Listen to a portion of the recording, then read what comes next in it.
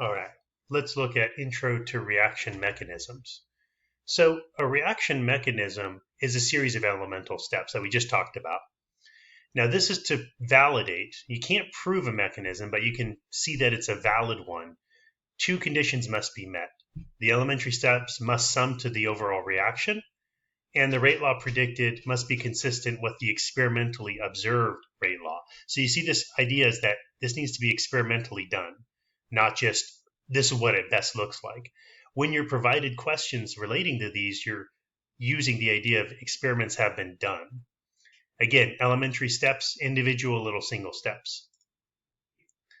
So the slowest step in the reaction mechanism is what's called the rate determining step. It determines the rate. And again, the experimental rate law must agree with the rate determining step. Otherwise, it's not valid. Most mechanisms, one step occurs slower than the others, as I've kind of shown one before in the last section. The result is that it can't occur any faster than the slowest step. The slow step determines the rate of everything overall. The slowest step, by definition, also has the largest activation energy. So keep that in mind, because when you're looking at a reaction profile, you might be asked which one of these steps is the rate determining step, therefore the slowest step, therefore the largest activation energy. The rate law of the rate determining steps determines the rate law overall. So again, there's that rate little bottleneck that slows it down. Therefore, that's going to determine the overall rate to get to your destination, because that's going to be the slowest part. So the experimental rate law that we had from here, that we kind of looked at as one step. I'm sorry, this is a different one, exactly, sorry. That the experimental rate law we see as a 2-to-1 ratio with the orders for nitrogen monoxide and hydrogen. You see that does not match our coefficients of the reactants. However, you see that we have a 1 here and a 2 here, which matches. Unlike here, where we have something that's not even present in our equation, this cannot be our rate determining step. Step 1 agrees with the experiment. Now, some things are produced and get used up. These are called intermediates. I often think of this as like when you're making a cake, you start off with the powdered ingredients, you end off with the cake.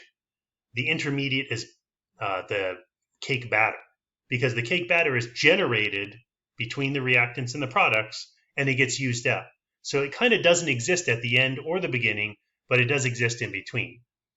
So this is used up, this is made in one step and then gets used up. They don't show up in the final, your balanced equation, because they weren't the original reactant or product. So for example, hydrogen and nitrogen monoxide makes dinitrogen monoxide. That gets used up in the second step, and you can see the sum, 2 water molecules, 1 nitrogen, good. 2 nitrogen monoxide, 2 hydrogen, good. Therefore, N2O is an intermediate. Now, experimentally finding intermediates are very important. Let's look at a possible example. Let's say we have a chemical reaction. We see that the reaction is experimentally first order hydrogen, first order iodine.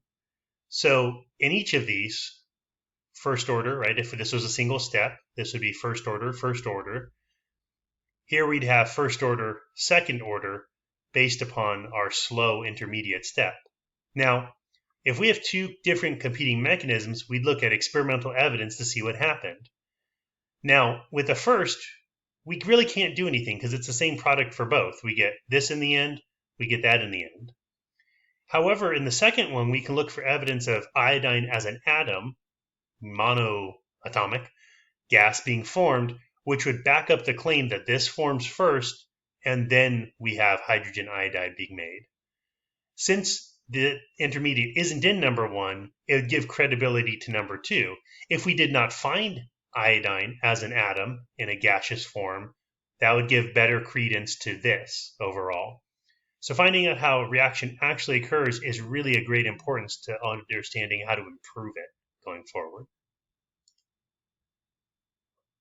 So come in with your questions as you're working on these, and I'll catch you on the flip side.